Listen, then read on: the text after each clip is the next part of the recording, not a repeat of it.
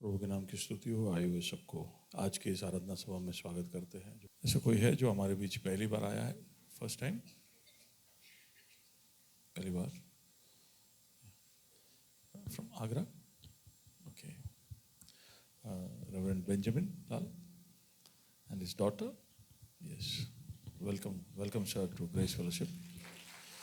आगरा से हमारे बीच में है। स्पोर्ट्स मिनिस्ट्री के संबंध में अहमदाबाद आए हुए थे, आज हमारे बीच में है। आपका हम स्वागत करते हैं। आइए हम वचन की सेवकाई की ओर जाए। उससे पहले बाइबल आयत उठाए, हम घोषणा करने जा रहे हैं। ईवान हमारी मदद करे। बाइबल उठाएं, हम घोषणा करने जा रहे हैं। ये मेरा बाइबल है, ये प्रभु का प्रेरित वचन है। ये जीवित है, ये प्रबल है, ये चोखे धार से काटता है, ये गहराई तक छेदता है, मेरी भावनाओं को परखता है, ये मेरे विचारों को जांचता है। ये उपदेश के लिए, समझाने के लिए, सुधारने के लिए, शिक्षा के लिए लाभदायक है। ये मेरे वार का हथियार है, ये मेरे बचाव का रहस्य है। ये मेरे पाँव के लिए दीपक है, ये मेरे राह के लिए उजियारा है। इसने सिखाया कि मैं क्या था, ये याद कराता है कि मैं क्या हूँ, ये बताता है कि मैं क्या बनूंगा। मैं इसकी ताजगी के लिए तत्पर हूँ, इसके छुटकारे के लिए बेताब हूँ, मैं इसे सुनने के लिए तैयार हूँ। हमारा खुदावंद हमेशा हमेशा हमेशा हमेशा महिमा पाए, फजल और इत्मीनान हम पाए। आमीन। आत्मा के फल के विषय में हम कई हफ्तों से देखते आ रहे हैं। उसमें से 7 फलों को हम देख चुके हैं। पवित्र आत्मा का उपस्थिति हमारे जीवन में है तो वो एक सबूत के रूप में भी प्रकट होता है। आत्मा क्यों चाहिए? अगर हमारे जीवन में अविश्वसनीय संभावनाएं देखनी हो तो परमेश्वर का उपस्थिति, उसका काम हमारे जीवन में दिखते रहना जरूरी है। और उसके लिए एक प्रबंध पिता परमेश्वर तो है ही, पुत्र परमेश्वर भी है, लेकिन पवित्र आत्मा परमेश्वर जो हमें दिया गया है, पैराक्लिटोस, हमारे साथ रहने के लिए, वो जब हमारे अंदर होता है तो उसके सबूत हमें दिखाई देते हैं। अन्य भाषा एक सबूत है, आत्मा का पराक्रम दूसरा सबूत है, लेकिन आत्मा के फल वो सबूत है जिसको मालिक ढूंढता है। आपके अंदर दान हो, सामर्थ हो, आत्मा का काम आपके अंदर भी हुआ हो, तो भी उसके अंदर से होने वाले फल को स्वामी ढूंढता है। तो आत्मा के फल के विषय में देख रहे थे हम। उसकी उपस्थिति जब हमारे अंदर आएगी तो हमारे अंदर एक बदलाव होगा। उसकी उपस्थिति की वजह से हमारे अंदर कुछ होगा, और वो थे कुछ फल जो हमने शुरुआत में देखा। और उसके उपस्थिति के प्रतिक्रिया में हमारे जीवन में कुछ चीजें अनुशासित हो जाएगी। वो कुछ और फल थे जो हमने देखे।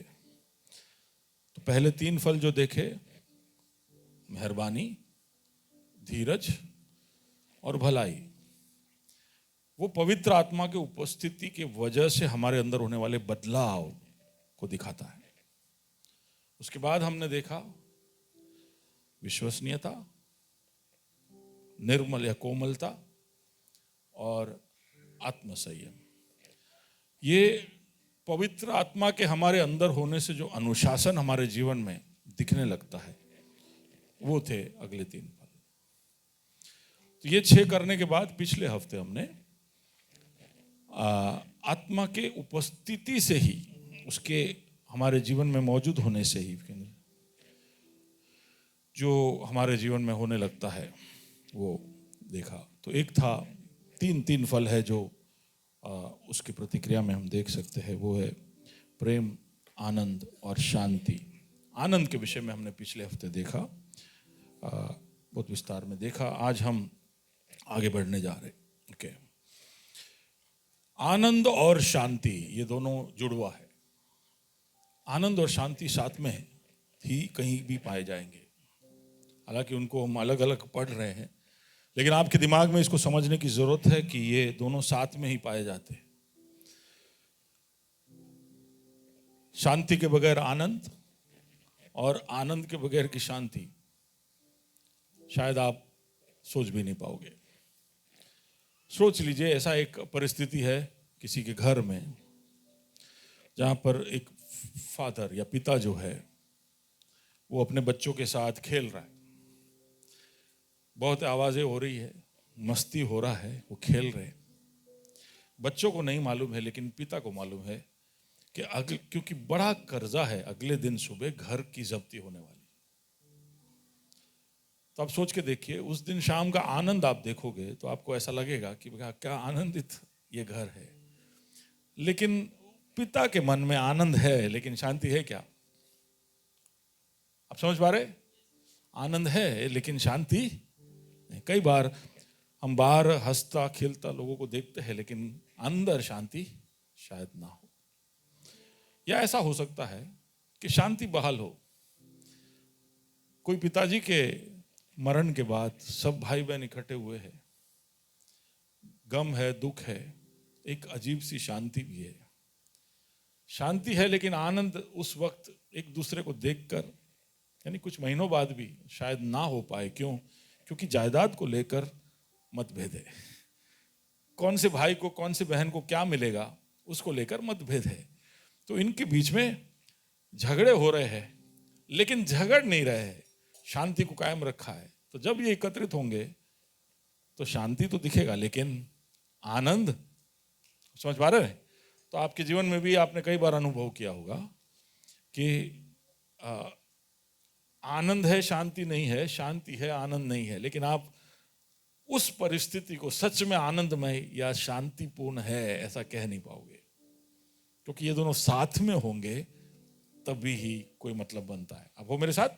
ओके। तो शांति और आनंद दोनों का साथ में होना बहुत जरूरी है। ओके। तो शांति के विषय में हम देखें तो हम आम रूप से देखें तो शांति का मतलब है कि कोई भी तरह के गड़बड़ी का या कोलाहल का ना होना, कोई झगड़े का ना होना, कोई परेशानी का ना होना, उससे आजाद एक परिस्थिति को हम कहते हैं कि शांत परिस्थिति है। लोगों में शांति, रिश्तों में शांति, एक सुरक्षा है, एक व्यवस्था है चीजों के अंदर। तो आम तौर से इसी को शांति बोलते हैं। तो ये पत्थरों का ये जो अरेंजमेंट है उसको देखकर आप शायद एक अनईजी पीस यहाँ पे देख पाओगे, है ना, कि पत्थर अलग अलग साइज के हैं, अलग अलग आकार के हैं, अलग अलग तरफ झुके हुए हैं, लेकिन फिर भी जब इसको एक के ऊपर एक रखा गया है तो एक शांति है क्योंकि एक बहुत अच्छा संतुलन है। वो अच्छे बैलेंस में बड़े शांति से अपने जगह पर है और शायद दूसरा कोई गड़बड़ी ना हो तो इसी परिस्थिति में वो बने रहेंगे। तो आप अगर इंटरनेट पे भी सर्च करोगे कि शांति के लिए कोई इमेज मुझे बताओ तो कई सारे इमेज में ये एक इमेज आपको दिखेगा कि भाई ये शांति का प्रतीक है, कि भाई अलग अलग तरह की चीज़ें एक साथ जब बिल्कुल संतुलन में, बिल्कुल बैलेंस में, बिल्कुल अच्छी तरह से एकदम शांति के साथ रह पाते हो तो वो शांति है। ठीक है। लेकिन बाइबल के अंदर गड़बड़ी का ना होना नहीं है शांति। बाइबल में जब आप शांति शब्द का उपयोग कहीं पर भी देखोगे, मैं आगे समझाता हूं, तो उसका मतलब ये नहीं है कि गड़बड़ी नहीं है। दुनिया ऐसा समझती है कि परेशानी और गड़बड़ी ना हो, सब कुछ एक बैलेंस में चलता हो, कोई भी तरह का कोलाहल ना हो रहा हो तो शांति है। लेकिन बाइबल जब शांति के विषय में बोलता है तो वो उस तरह से नहीं उसकी परिभाषा को देता। कहता है कि तकलीफें होगी, परेशानियां होगी, कोलाहल हो रहा होगा, गड़बड़ी हो रही होगी, लेकिन उसके बीच में भी क्या होगा? शांति। वो है बाइबल की परिभाषा। तो इसलिए आप जब शांति के विषय में देखते हो तो सिपाही के जो हथियार है उसके अंदर भी इसका वर्णन है। तो एफेसियों के पत्र उसके एफेसियों के पत्र उस 6 अध्याय उसका 15वां आयत जब पढ़े, और पाँव में मेल के सुसमाचार की तैयारी के जूते पहनकर, तो अलग अलग हथियारों का वर्णन कर रहे, उसके बीच में पैरों में ना तो हथियार, युद्ध का वर्णन है, युद्ध की तैयारी हो रही है, तुम युद्ध करने जा रहे हो। तो युद्ध कोई भी शांति का एकदम विरोधास्पद एक परिस्थिति है। युद्ध ना हो तो उसको शांति बोलते हैं। लेकिन यहां पर युद्ध के लिए तैयारी के विषय में बात हो रहा है। युद्ध के लिए तुम तैयार हो रहे हो तो तुम्हारे अंदर बहुत सारी चीजें होनी चाहिए, लेकिन उसमें साथ में तुम खड़े किस पर हो? तुमने जो जूते पहने हैं वो मेल के सुसमाचार के जूते हैं। वो सुसमाचार आपके अंदर होने से आप मेल पर खड़े हो, पीस के ऊपर या शांति के ऊपर आप खड़े हो। और जहां जहां आप जाओगे ये शांति आपके साथ। आप युद्ध भी जब कर रहे होंगे तभी भी आप खड़े किस पे होंगे? शांति। आप हो मेरे साथ? ओके, थोड़ा मुस्कुरा सकते हो, इर्द गिर्द देखो, जरा देखो, चेहरों को देखो, लोगों के चेहरों को देखो, जरा हाथ बात मिलाओ, बोले कि यार अपने प्रभु के आलय में है ना, थोड़ा आराम से। एलन मुस्कुरा सकते हैं।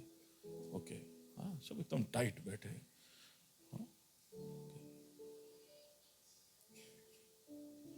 प्रभु के वचन के अनुसार शांति वो है जो युद्ध के समय में भी हम लेकर जा सकते हैं, और वो हमारे पहनावे के, हमारे पहचान का एक अखंड अंग है। उसको अलग नहीं किया जा सकता। वो हमारे पहचान का ही एक भाग है, हमारे अस्तित्व का ही एक भाग है। तो बाइबल में इसके लिए 2 शब्दों का इस्तेमाल हम देखेंगे। नए नियम, पुराने नियम के अंदर इसको शालोम करके कहते हैं। शालोम का मतलब शांति। पर सिर्फ शांति नहीं, शांति कोई भी कमी ना हो, ऐसी वाली शांति। तो शालोम का मतलब कि आपकी परिस्थिति ऐसी हो कि आपको ऐसा लगे नहीं कि मुझ में कुछ कमी है, कुछ तो मेरे लाइफ में मिसिंग है, कुछ तो मेरे लाइफ में मैं खो रहा हूं। तो वो नहीं है शालोम। शालोम का मतलब कि आपको ऐसा महसूस ही नहीं होगा कि आई एम मिसिंग समथिंग, कि मेरे में कोई कमी है। वो है। तो जब यहूदी एक दूसरे से मिलते थे तो पहले एक दूसरे को, जैसे हम क्या बोलते हैं? हम प्रेज द लॉर्ड बोलते हैं। लेकिन यहूदी जब एक दूसरे से मिलते हैं तो बोलते हैं शालोम।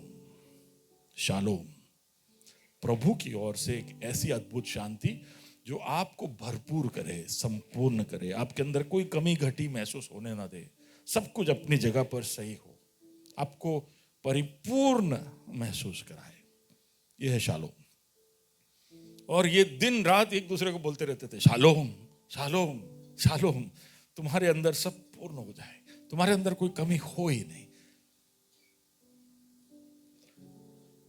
ग्रीक में जब इसी शब्द का तर्जमा हुआ तो उसको आयरीन कहा गया, आयरीन। और उसका मतलब है युद्ध के बाद का विराम। ठीक है, तो ग्रीक लोगों के लिए वो शब्द इतना ही था, पर यहूदी लोगों का जो शब्द है उसमें थोड़ा और गहराई है, उसमें थोड़ी और बातें हम देख सकते हैं। ओके, हम गाड़ी के अलग अलग पुर्जों के साथ इन फलों को समझने की कोशिश कर रहे थे। तो ऐसा है, तो पिछले हफ्ते हमने देखा कि साउंड सिस्टम, म्यूजिक सिस्टम जो है गाड़ी का, वो आनंद का प्रतीक है। तो शायद हमारे गाड़ी के अंदर का एयर कंडीशनर शांति का प्रतीक है।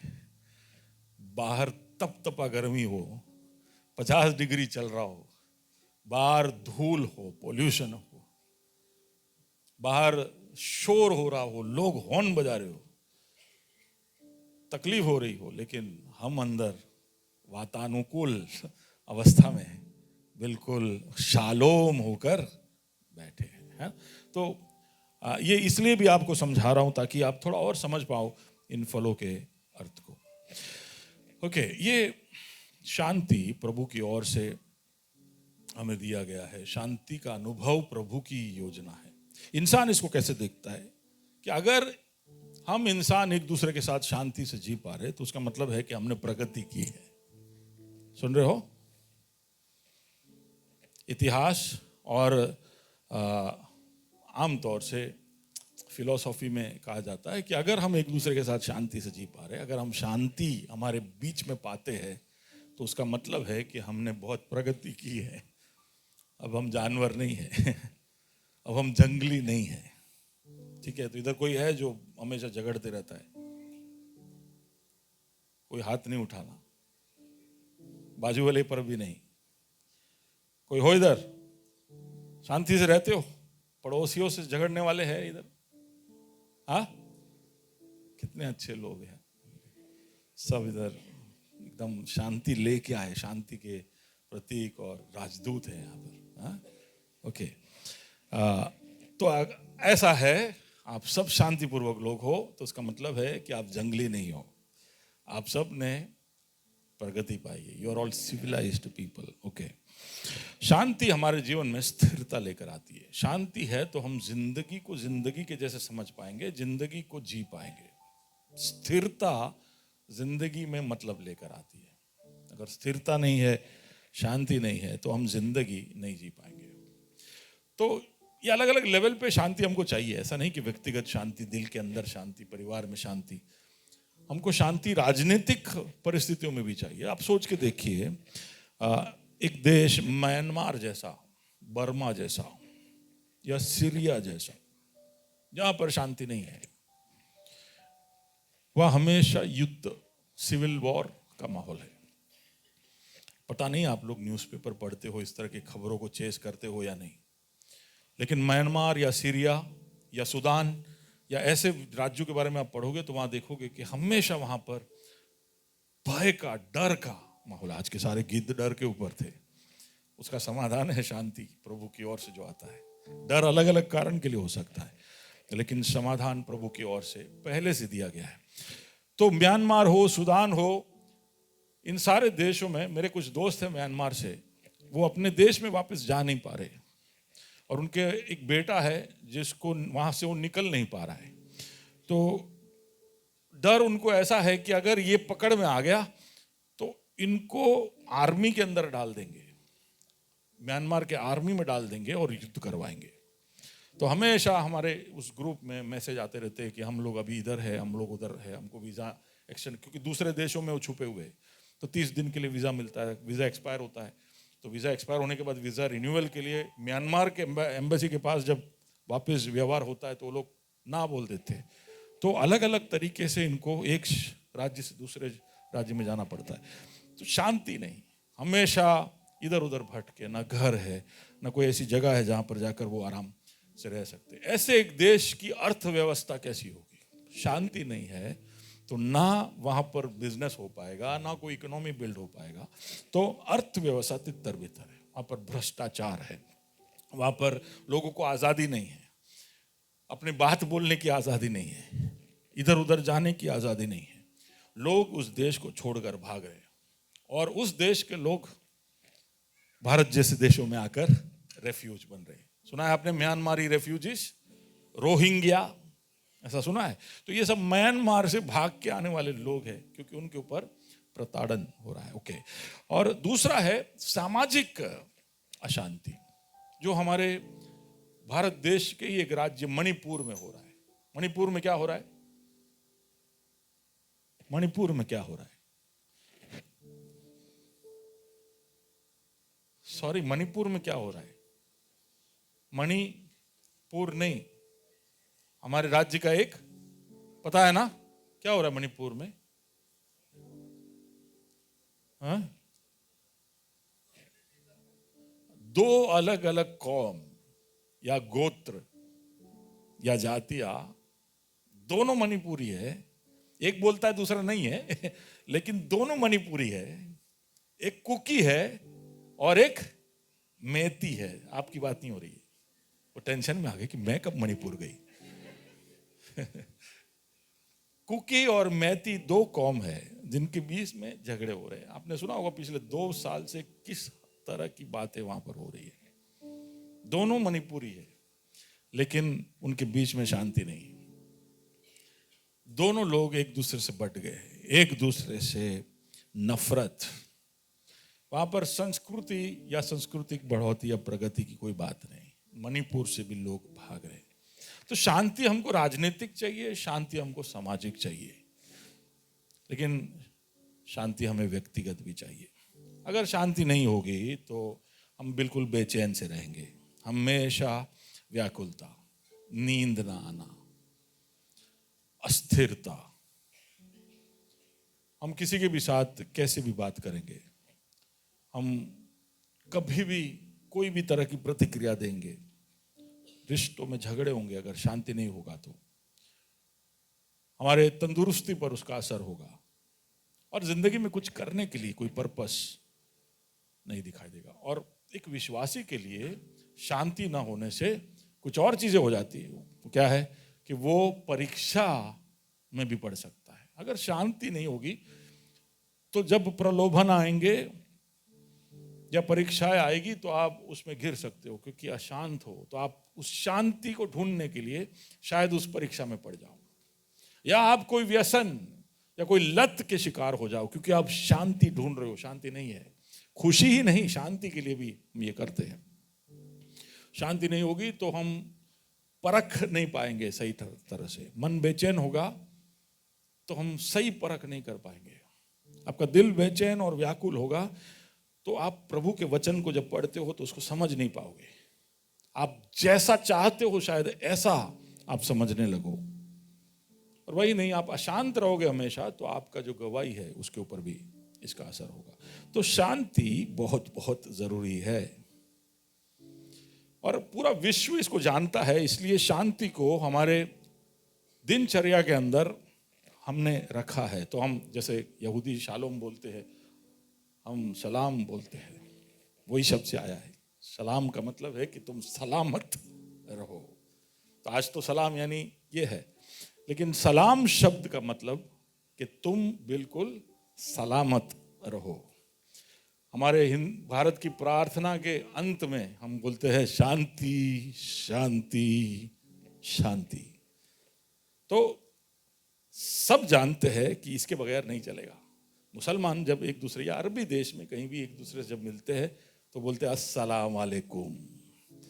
वो भी वही मतलब है कि खुदा की शांति तुम्हें प्राप्त हो, तो उसके बदले में बोलते हैं वालेकुम अस्सलाम, का मतलब है प्रभु की शांति तुम पर भी हो। तो कोई आपको सलाम वालेकुम बोले तो बोलने का यू प्रेज द लॉर्ड, ऐसा जरूरी नहीं है। वो खाली आपको ऐसे ही बोल रहा है, तो peace of God be upon you, और आप उसके उत्तर में वही शांति बोल रहे हो। आप समझ रहे हो कितना जरूरी है शांति के। लोग जब एक दूसरे को मिलते हैं तो ये शांति बोलते रहते हैं, क्योंकि ये अत्यावश्यक है। ये नहीं होगा, शांति नहीं होगी तो बाकी सब पाकर भी कोई मतलब नहीं है।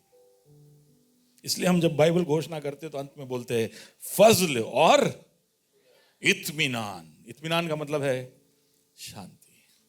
पौलुस जब पत्र लिखता था तो हर पत्र के अंत में लिखता था फजल और इत्मीनान तुमको मिले। प्रभु की ओर से फजल यानी ग्रेस और इत्मीनान बहुत जरूरी है। प्रभु का फजल नहीं मिला तो हम उसके पास जा नहीं सकते, शांति नहीं मिली तो हम जहां है वहां भी रह नहीं सकते।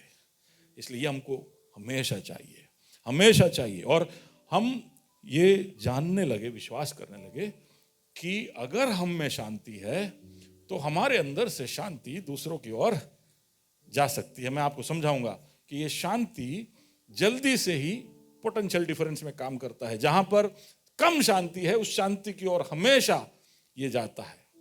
इसलिए यीशु कहता है तुम कोई घर में जाओ तो तुम्हारी शांति उन पर आए। ठीक है, आते एनीवे केरल में कुछ कलीसियाओं में जब आराधना सभा खत्म होता है तो जो पुरोहित होता है वो सबसे आखिर में आशीर्वाद बोलने के बाद वो सबसे आगे जो व्यक्ति है, खड़े हो जाओ, उसको ऐसे हाथ मिलाता है और बोलता है कि परमेश्वर का शांति तुम्हारे साथ रहे। ऐसा जब बोलता है फिर ये जाकर ब्लेसन को देगा, ब्लेसन सोफी को, सोफी, ऐसे धीरे करके ये शांति पूरे कलीसिया को पास ऑन होता है। तो आप ये मैं बता इसलिए रहा हूं कि आप समझे, आप इसको अहमियत देते हो या ना हो। संसार में, इतिहास में, धर्मों में इसकी अहमियत हमेशा रही है और इसलिए हमेशा इसके बारे में बातचीतें होती रही है। ओके, ये परमेश्वर की योजना थी कि हम शांति हमेशा हमारे जीवन में पाए। ओके, तो इसलिए जब उसने सृष्टि को बनाया तो उसके अंदर इसलिए व्यवस्था दी। व्यवस्था बोलते हैं ना कि न्याय और व्यवस्था, तो व्यवस्था है जो शांति लाता है। यहाँ पर हमारा प्रोग्राम अगर चल रहा है, संडे सर्विस है, तो उसका एक व्यवस्था, एक ऑर्डर है। इसके लिए बाकी लोग सब शांत बैठते हैं, पर व्यवस्था ना हो तो हम सब सीट के कोने में बैठे रहेंगे सोचकर कि अगला क्या होने वाला है। व्यवस्था शांति को लेकर आता है। इसलिए प्रभु ने अपनी सृष्टि में व्यवस्था रखी, एक मेल जोल रखा, हार्मनी रखा, तालमेल रखा, एक परिपूर्णता रखी। और ये शांति हम रिश्तों में देख सकते हैं, इंसान इंसान के साथ, इंसान परमेश्वर के साथ, और इंसान सृष्टि के साथ शांति और शालोम की अवस्था में था। पाप आने पर ये हर दिशा में ये शांति बिखर गया। ठीक है, फिर हम देखते इतिहास में प्रभु शांति का वादा करता है। जल प्रलय के बाद नूह और उसका परिवार जहाज से जब उतरता है तो परमेश्वर उसके साथ एक वाचा करता है और शांति के विषय में, आनंद के विषय में भी बोलता है लेकिन शांति के विषय में भी बोलता है और कहता है लेट्स रीड जेनेसिस चैप्टर 9 या। और जब मैं पृथ्वी पर बादल फैलाऊं, तब बादल में धनुष दिखाई देगा। तुम्हें धनुष दिखाई देगा। उसने एक प्रतीक छोड़ दिया शांति का। जब जब आप इंद्रधनुष जो हिंदी में बोलते हैं, रेनबो जब आप देखो तो वो प्रभु का शांति का वादा है कि अब कभी भी मैं पृथ्वी को जल भेजकर नाश नहीं करूंगा, मैं तुम्हें शांति से रहने दूंगा। पढ़िए आगे या। तब मेरी जो वाचा तुम्हारे और सब जीवित शरीरधारी प्राणियों के साथ बंधी है उसको मैं स्मरण करूंगा। तब ऐसा जल प्रलय फिर ना होगा जिससे सब प्राणियों का विनाश हो। बादल में जो धनुष होगा, मैं उसे देखकर यह सदा की वाचा स्मरण करूंगा जो परमेश्वर के और पृथ्वी पर के सब जीवित शरीरधारी प्राणियों के बीच बंधी है। तो शांति का एक वादा प्रभु ने आसमान में छोड़ दिया है। तो इसलिए कभी कभी दुखी होकर बाहर निकलते हो, खासकर बोले जब बादल छा जाते तो हम बोलते कितना ग्लूमी है, कितना एटमॉस्फेयर कितना कैसा खराब है ना, धूप भी नहीं कुछ भी नहीं। लेकिन शायद उसके बीच में कहीं आपको एक धनुष दिख जाए जो आपको बताए कि शांति प्रभु की ओर से वादा है। जब वाचा के प्रदेश में प्रवेश करते हैं तो लेवी 26 और उसके 6 में लिखा है, और मैं तुम्हारे देश में सुख चैन दूंगा और तुम सोओगे और तुम्हारा कोई डराने वाला न होगा, और मैं उस देश में दुष्ट जंतुओं को न रहने दूंगा और तलवार तुम्हारे देश में ना चलेगी। तुम्हें सोने दूंगा। बाजू वाले को बोले परमेश्वर सोने देता है, चैन से सोने देता है, वो शांति से सोने। भाई शांति आपने बोलते हैं ना कि भाई शांति से सोने भी देते हैं थोड़ी देर के लिए ना, सोने के लिए भी शांति चाहिए। प्रभु कहता है कि मैं तुम्हें जब वाचा के प्रदेश में पहुंचाऊंगा तो ऐसी शांति दूंगा, वहां पर कोई जंगली जानवर को मैं उस देश में रहने नहीं दूंगा कि तुम्हारी शांति चले जाए। कि बोले रात शेर आओ से, ऐसा कुछ सोचना नहीं पड़ेगा। सारे जंगली जानवर, हर तरह के उपद्रव करने वाले लोग, सबको मैं शांत रखूंगा, कोई तुम्हें कुछ नहीं कर पाएगा। शांति का वादा वाचा के प्रदेश में। जब आराधना के विषय में वो नियम देता है तो वो कहता है कि जब तुम मेरे पास आओ तब मेल का एक बलिदान लेकर आओ, पीस। तो आनंद उसके साथ के संपर्क में भी निरंतर हमें दिखाने की जरूरत है। ओके, फिर वो वादा करता, भविष्यवाणियां, उसके भविष्यवाणियों को देखे, वहां पर भी हम शांति को देख सकते हैं। आइज़ाया नबी उसका 9 उसका 6 और 7। क्योंकि हमारे लिए एक बालक उत्पन्न हुआ, हमें एक पुत्र दिया गया है, और प्रभुता उसके कांधे पर होगी। प्रभुता उसके कांधे पर होगी, और उसका नाम, मसीहा के विषय में ये भविष्यवाणी, प्रभुता उसके कांधे पर होगी, और उसका नाम अद्भुत युक्ति करने वाला पराक्रमी परमेश्वर। ये उसके अलग अलग नाम बता रहे। फिर अनंत काल का पिता और शांति का राजकुमार रखा जाएगा। नाम उसका होगा, क्या होगा? जोर से बोलिए, शांति का राजकुमार। बोलिए, शांति। क्या होता है ये शांति का राजकुमार? क्या होता है?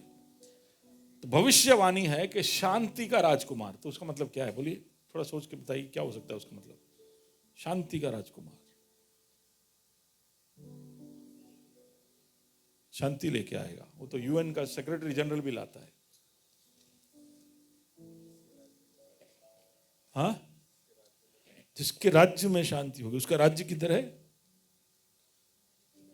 शांति का राजकुमार। चलो छोड़िए, प्रिंस का मतलब है जो प्रिंसिपल बनाने वाला, प्रिंसिपल यानी नियम बनाने वाला, हर तरह के न्याय व्यवस्था को बनाने वाला प्रिंस होता है।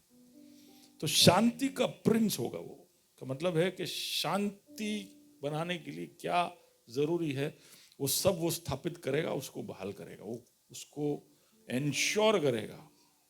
बाकी सब लोग शांति की बातें कर सकते हैं, लेकिन शांति का राजकुमार वो है जो सच में शांति लेके आएगा। इसलिए उसका नाम है, is the Prince of peace. आगे बढ़िए। उसकी प्रभुता सर्वदा बढ़ती रहेगी हाँ। और उसकी शांति का अंत ना उसकी होगा। प्रभुता बढ़ती रहेगी, इस राजकुमार की प्रभुता बढ़ती रहेगी और उसके शांति का, जोर से बोलिए, क्या ना होगा? अंत ना होगा।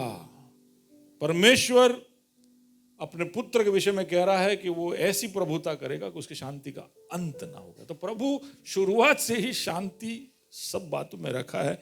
ये शांति हम खो चुके हैं, लेकिन इस शांति को बहाल करने के लिए वो भविष्यवाणी देता है। तो वही 11 और उसके 6 और 7, 8, 9 में तो कैसा शांति होगा, कैसे अंत नहीं होगा, वो भी बता रहा है। एक छोटी सी झलक वहां पर देखते हैं। 11वां अध्याय यशायाह नबी 11, 6, 7, 8, 9। तब भेड़िया भेड़ के बच्चे के संग रहा करेगा, भेड़िया भेड़ के बच्चे के संग रहेगा, और चीता बकरी के बच्चे के साथ बैठा करेगा, चीता बकरी के साथ, और बछड़ा और जवानसी और पाला पोसा हुआ बैल तीनों इकट्ठे रहेंगे। तीनों साथ में घूमेंगे। 3 तिगड़ा तो काम बिगड़ा नहीं, ये साथ में रहेंगे। कौन? शेर, बैल का बच्चा और बकरी का बछड़ा, जो भी है सब साथ में घूम रहे होंगे। सच में लायन किंग हम ट्रूली देख पाएंगे। हकुना मटाटा, ओके, वहीं पे हो पाएगा। यहाँ पे सिर्फ कार्टून में होगा, वहां पे सच में हो पाएगा। ओके, आगे। और एक छोटा लड़का उनकी अगुवाई करेगा। हाँ, एक छोटा लड़का किसकी अगुवाई करेगा? भेड़िए की, चीता की, शेर की और उनके साथ घूमने फिरने वाले इन जानवरों की, जिसका यहां पर भी हम कर सकते हैं। इन सबको एक छोटा सा बच्चा, यानी कैसा शांति होगा आप सोच के देखिए। ऐसा एक शांति प्रभु की योजना में है। ओके, आगे। गाय और रिछनी मिलकर चरेंगी और उनके बच्चे इकट्ठे बैठेंगे, और सिंह बैल के समान भूसा खाया करेगा। अब तो विश्वास हो रहा है कि शांति कैसे होगी, क्योंकि एपेटाइट ही चेंज हो जाएगा। समझ रहे हो? जिस चीजों की भूख है ना, वही कई बार हमारे बीच में शांति भंग कराने का कारण है। तो भूख का जो स्रोत है या जो डिजाइन है, जो प्रोसेस है, उसको ही वो बदल देगा। क्योंकि शेर को अब बछड़े में कोई इंटरेस्ट नहीं, लेकिन घास देखेगा तो एक्साइट हो जाएगा। ठीक है? तो प्रभु इस तरह शांति लेके आएगा जैसे हम सोच भी नहीं सकते, जैसे हम कल्पना भी नहीं कर सकते। ओके, मीखा उसका 5 और 5। वह शांति का मूल होगा। अब ये यरूशलेम के विषय में एक भविष्यवाणी है कि वो शांति का मूल होगा। He is the peace, is the source of the peace. मसीहा। फिर क्या आगे? जब अशुरी हमारे देश पर चढ़ाई करे और हमारे राजभवनों में पांव रखे, तब हम उनके विरुद्ध 7 चरवाहे वरन 8 प्रधान मनुष्य खड़े करेंगे, और वे अशूर देश को वरन प्रवेश के स्थानों तक निम्रोद के देश को तलवार चलाकर मार लेंगे। और जब अशूरी लोग हमारे देश में आए और उसकी सीमा के भीतर पांव रखे, तब वही पुरुष हमको उनसे बचाएगा। पढ़ो आगे। तब याकूब के बचे हुए लोग बहुत राज्यों के बीच ऐसा काम देंगे जैसा यहोवा की ओर से पड़ने वाली ओस और घास पर की वर्षा, जो किसी के लिए नहीं ठहरती और मनुष्यों की बाट नहीं जोती। तो मसीहा जब आएगा तो किस तरह से यरूशलेम में शांति बहाल करेगा, उसके शत्रुओं को कैसे शांत करेगा, वो सब लिखा हुआ है। उसका जब जन्म हुआ वहां पर भी शांति के विषय में लिखा है। लूका 2 और उसके 14। पिछले हफ्ते भी हमने देखा था कि स्वर्गदूत उल्लास से गा रहे थे। लूक 2:14। आकाश में परमेश्वर की महिमा और पृथ्वी पर उन मनुष्य में जिनसे वह प्रसन्न है शांति हो। हाँ, जिन लोगों में परमेश्वर प्रसन्न है उनको शांति मिले। किसकी वजह से? क्योंकि चरनी में एक बच्चा पैदा हुआ है। वो पैदा हुआ तो तुम्हें क्या मिलेगा? हम बोलते हैं ना कि त्या जन्मत मारे सु, हाँ, इधर ये हुआ वो हुआ तो मुझे क्या। लेकिन स्वर्गदूत कह रहा है क्योंकि वहां पर वो बच्चा पैदा हुआ तो तुम्हें क्या मिलेगी? जिसमें परमेश्वर प्रसन्न है उन सबको शांति मिलेगी। Okay, Revelation chapter 20 verse 10। उनका भरमाने वाला भरमाने वाला शैतान आग और गंधक की उस झील में, जिसमें वह पशु और झूठा भविष्यवक्ता भी होगा, डाल दिया जाएगा। तो अब यहाँ पर शांति को लेकर उसकी योजना, तो एक तो हमने देखा कि हमारे भूख और वो सबको मिटा देगा ऐसी चीजों के लिए जो गलत है, लेकिन दूसरी तरफ छेड़खानी करने वाला शत्रु जो है, शैतान जो है, जो अशांति को फैलाता है, अशांति को चारों ओर लेकर जाता है, वो जो है उसको ही बांध कर, आप घर पे बैठे हो आराम से बच्चों के साथ, लेकिन बीच बीच में कोई आके दरवाजे या आपके विंडो या जो क्या बोलते हैं खिड़कियां तोड़ के जा रहा है, तो आप कैसे घर में शांत बैठोगे? क्योंकि बवाल मचाने वाला बाहर है। तो शांति भले घर के अंदर कितनी भी हो, ये बवाल बचाने के वाले की वजह से शांति का भय हमेशा अंदर रहता है।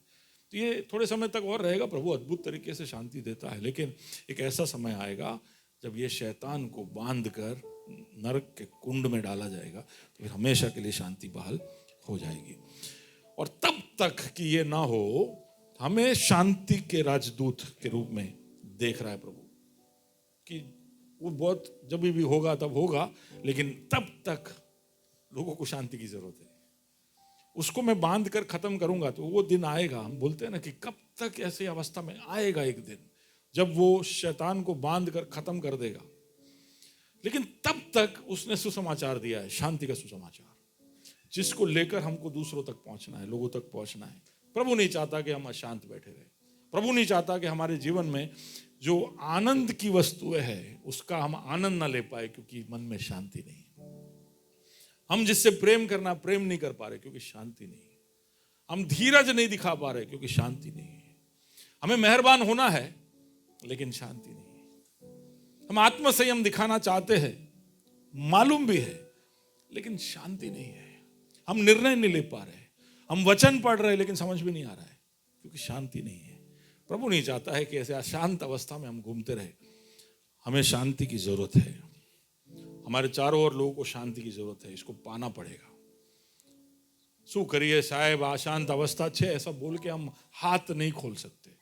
परिस्थितियां भैया ऐसी है कि मैं नहीं शांति पा रहा हूं, नहीं चलेगा। हमें शांति के लिए लड़ना होगा, हमको उसे पाना होगा, क्योंकि शांति नहीं होगी वो वजूद है। प्रभु के उपस्थिति का सबसे बड़ा सबूत है कि हमारे अंदर प्रेम है, आनंद है, शांति है। प्रभु है तो ये सब है, और अगर वो नहीं दिखाई दे रहा है तो उसके लिए हमें लड़ना होगा। प्रभु चाहता है कि हम शांति पाए, और ये शांति हमारे अंदर होगी तो हम इसको लेकर दूसरों तक भी जाए। ये शांति का सुसमाचार। दूसरा कोरिन्थी उसका 5 और उसका 20। इसलिए हम मसीह के राजदूत हैं, मानो परमेश्वर हमारे द्वारा विनती कर रहा है। हम मसीह की ओर से निवेदन करते हैं कि परमेश्वर के साथ मेल मिलाप कर लो। परमेश्वर के साथ के मेल या शांति का संदेश लेकर जाने का हमारे ऊपर जिम्मा है। और मन में हमारी शांति नहीं है, हमारे जीवन में शांति ना हो, तो इस संदेश को दूसरों तक कैसे बताएंगे कि भाई तुम परमेश्वर से मेल करो, परमेश्वर के साथ के रिश्ते में शांति बहाल करो? हम कैसे बोलेंगे? तो शांति जरूरी है, तभी हम शांति के सुसमाचार को बता पाएंगे। लूका 10 और उसके 6 में सुसमाचार लेकर गांव-गांव जब चेले जा रहे थे तो उनको एक खास आदेश दिया गया। सुनिए, यदि वहां कोई कल्याण के योग्य होगा, कल्याण के योग्य यानी शांति के योग्य, ठीक है, शांति के योग्य वहां पर कोई होगा तो तुम्हारा कल्याण उस पर ठहरेगा। इंग्लिश में ऐसा है शांति, ठीक है ना। कल्याण जो है वो शांति शब्द है। अगर तुम कोई शहर में जाओगे, वहां पर शांति का एक पुरुष तुम्हें मिले, तो तुम उसके घर पे जाना, तुम्हारी शांति उस पर, ओके, तुम्हारी शांति उस पर आएगी। मैं बोला पहले भी कि हम कोई ऐसे परिस्थिति में जाए जहां पर अरे माहौल बहुत गर्मा गर्मी थी, सब अंदर अंदर बोला बोली हो रहा था, अभी मैं नहीं जाता। हम ऐसे ही सोचते हैं ना कि अभी नहीं जाते यार, वहां पे माहौल बहुत गर्म है, अभी वहां पे अशांति है, मैं जाऊंगा तो मैं भी डिस्टर्ब हो जाऊंगा। लेकिन प्रभु कहता है कि तुम्हारी शांति किसी और के, और अभी सुसमाचार को लेकर है, तो इसलिए जरूरी है कि सामने वाला भी शांति प्रिय हो, तभी जाके सुसमाचार उसके पास जाएगा। लेकिन हमें इस बात के लिए डरने की जरूरत नहीं है कि हमारी शांति लीक हो जाएगी। शांति हमारी जती रहे से, अशांत थे जैसे, ऐसा क्यों सोचने का? प्रभु कहता है कि तुम्हारी शांति तुमसे दूसरों की ओर जाएगी। वहां पर यीशु कहता है, पढ़िए, कहता है नहीं तो तुम्हारा कल्याण तुम्हारे पास लौट आएगा। नहीं तो ये क्या है? नहीं तो, नहीं तो का मतलब है कि सामने वाला शांत पुरुष नहीं है, सामने वाला शांति प्रिय नहीं है, सामने वाला व्यक्ति बवाल मचाने वाला है। तो ऐसा अगर हो, वो तुम्हारे खिलाफ आ जाए, तो तुम ऐसा मत सोचना अरे अरे मैं तो क्या सोच के गया था और इसने क्या क्या मुझे सुना दिया। वो तो हम सारा मूड में गए, लो अच्छे मूड में गया था, अब खराब मूड में लौट के आ रहा हूं। ऐसा नहीं होगा। तुमने तुम्हारी शांति दी, उसने ली तो उस पर ठहरेगी, उसने नहीं ली तो तुम जैसे शांत आए थे वैसे ही जा पाओगे। हेलो हेलो, अब हो? तो शांति की जरूरत अलग अलग लेवल पे, अलग अलग पड़ाव में है। Okay okay. और शांति प्रिय लोगों के विषय में पहाड़ी उपदेश में वो क्या कहता है? मैथ्यू चैप्टर 5 वर्स 9, धन्य है वे जो मेल कराने वाले हैं, हाँ। क्योंकि वे परमेश्वर के पुत्र जो कहलाएंगे। मेल कराने वाले हैं वो धन्य है, जो मेल के विषय में सोचते हैं, जो शांति के अनुभव में जीते हैं, वो सब धन्य है, क्योंकि प्रभु उनसे परिचय करता है, उनसे अपना अस्तित्व, अपना पहचान को जोड़ता है और कहता है कि ये क्या कहलाएंगे? परमेश्वर के पुत्र कहलाएंगे, जो मेल के साथ प्रेम करता है और मेल में जीता है। ओके। प्रभु जानता है कि चारों तरफ अशांति है, चारों तरफ तकलीफें है, परेशानी, रोज नई नई चुनौतियां है। उसको 2000 साल पहले भी मालूम था। हम कभी कभी बोलते हैं कि यार पतरस, यूहन्ना को क्या टेंशन, उसको कोई EMI भरना नहीं था, उसको कोई नौकरी का स्ट्रेस नहीं था, कोई टारगेट नहीं था, हाँ, उसको कोई 100 रुपये का पेट्रोल भराना नहीं पड़ता था। हमको कितना स्ट्रेस है, कितना टेंशन है। वो टाइम पे बच्चों को फ्री में पढ़ाते होंगे, अभी तो फीस कितना है, बच्चों का फीस लाख लाख रुपया हो गया है। हाँ, तो हमारे पास कारण बहुत है, बहुत परेशानियां भी है।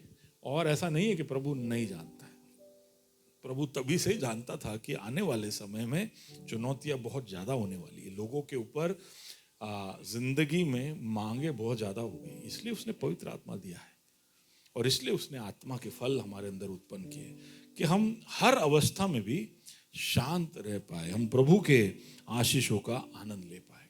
और इसलिए यूहन्ना 16 उसके 33 में लिखा है, मैंने ये बातें तुमसे इसीलिए कही है, हाँ, कि तुम्हें मुझ में शांति मिले। तो पहले से ही बहुत उपद्रव होगा तुम्हारे ऊपर, बहुत सारा प्रताड़न होगा। बोलने के बाद वो कहता है कि मैंने तुमको पहले से कह दिया है, पहले से कह दिया है ताकि तुम्हें शांति मिले। और ये शांति मिलेगी अगर हम प्रभु से, प्रभु ने, देखिए जब प्रभु हमसे कहता है कि तुम्हारे साथ ये होगा, तुम शांत हो जाओ, तो उसका मतलब है कि वो जानता है कि क्या होने वाला है।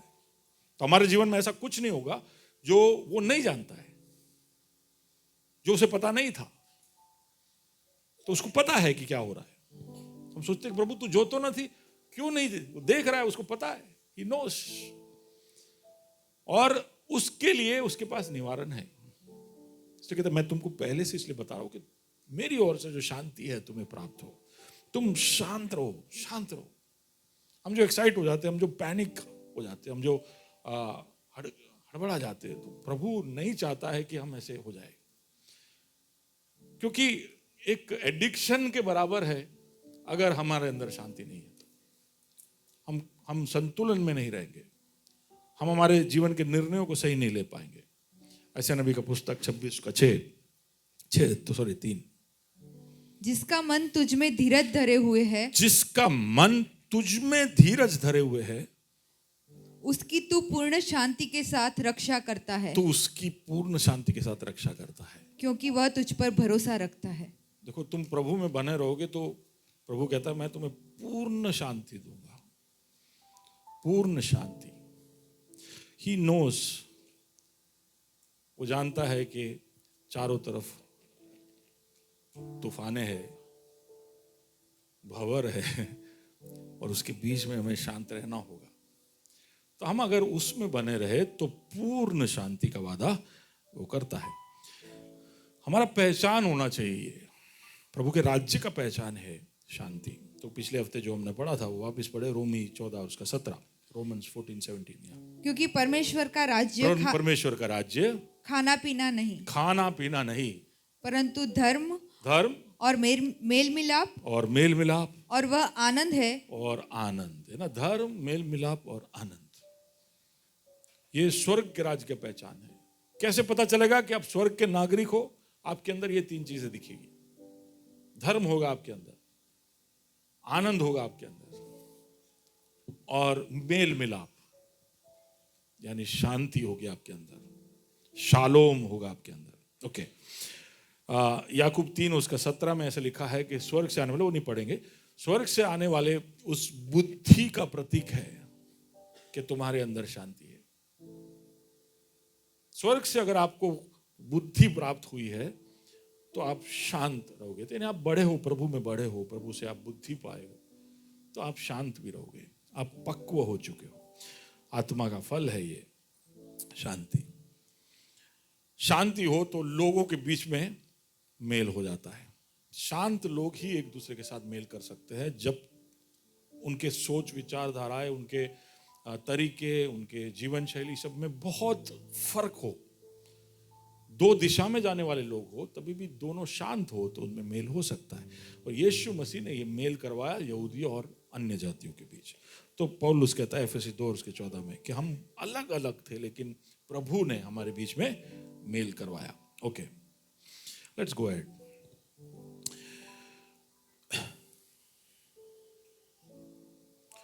कैसे हम इस शांति को पाए? तो संसार शांति पाने के अलग अलग तरीके दिखते हैं। संसार के लिए कोई परेशानी हो तो उसका सामना ना करना, या उसका हमारे बीच में कोई तकलीफ नहीं है ऐसा दिखाना, वही शांति है। तो अभी भारत और पाकिस्तान है तो अभी युद्ध नहीं कर रहे, तो क्या शांति है? नहीं है शांति।